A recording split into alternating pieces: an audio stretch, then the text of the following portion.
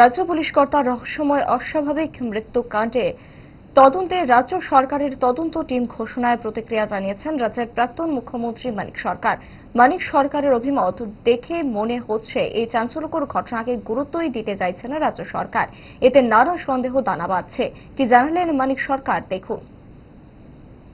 হাইকোর্টের আমাদের ত্রিপুরার যে হাইকোর্ট, তাতে যারা কাজ করেন বিচারপতি, তাদের কাউকে দিয়ে সেখানে তদন্তের ব্যবস্থা করা দরকার। কারণ অনুরাগের এই যে অস্বাভাবিক মৃত্যু, এটা অভাবনীয়।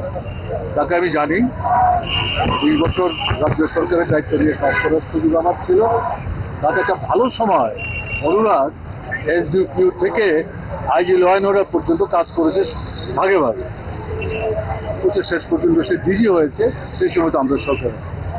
কাজেই এটা অবিশ্বাস্য। এবং রাজ্যে যা ঘটনাবলী চলছে গত 8 বছর, 8.5 বছর যাবত, এই সবকিছু রাজ্যের পরিস্থিতিটাকে উল্টে পাল্টে দিয়েছে।